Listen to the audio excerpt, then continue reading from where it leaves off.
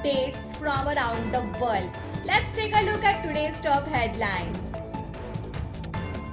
To address the issues of unpaid alimony and child support, a new regulation that entitles third parties to issue the deserved payments will be raised to the UAE cabinet for approval. If the regulation is enacted, the amount can be later reclaimed from the divorced husband, said the Minister of Justice Abdullah Al Nuaimi. An American airline flight collided with a US Army helicopter near Washington, D.C., resulting in the death of all 67 individuals on board and 3 on the helicopter. Trump blamed diversity rules, saying he believes people hired for air traffic control roles were not always qualified.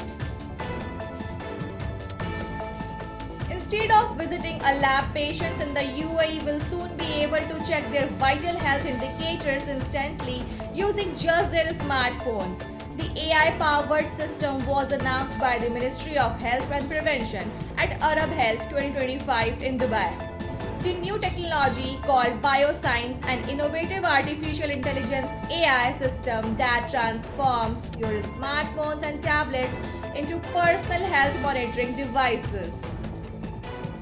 Residents of Abu Dhabi and Dubai are enjoying plenty of sunshine with partly cloudy skies. However, according to the National Center of Meteorology, today's weather will bring a shift. There is also a chance of rainfall accompanied by a noticeable decrease in temperatures.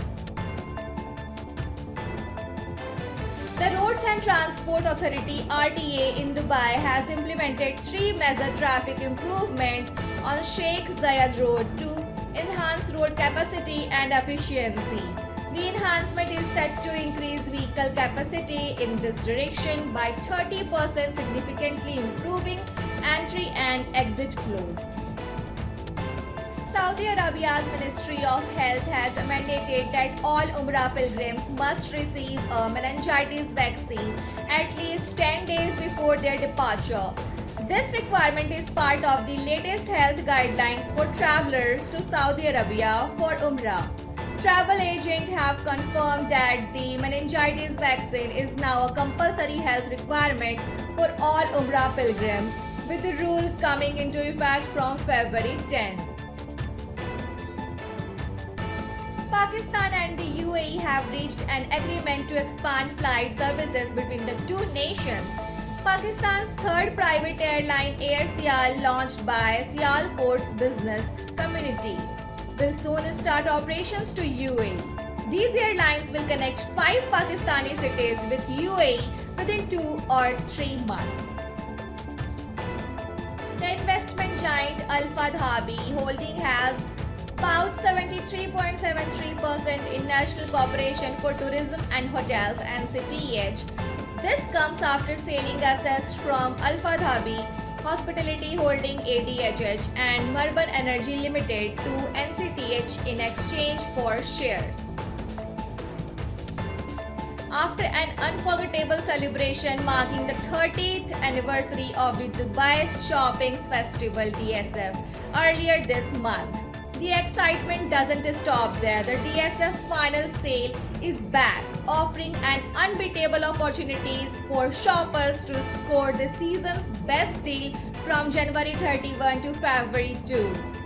During this limited time events, shoppers can enjoy up to 90% off on 500 top-tier brands at 2,000 stores throughout the city. 2 Israeli and 5 Thai hostages were freed earlier today by Hamas in Khan Yunis, southern Gaza.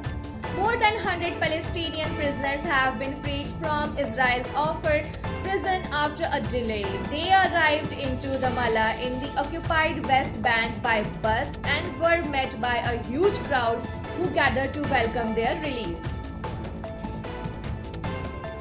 Thank you for watching us. We'll be back with more such updates. Until then, stay safe and informed.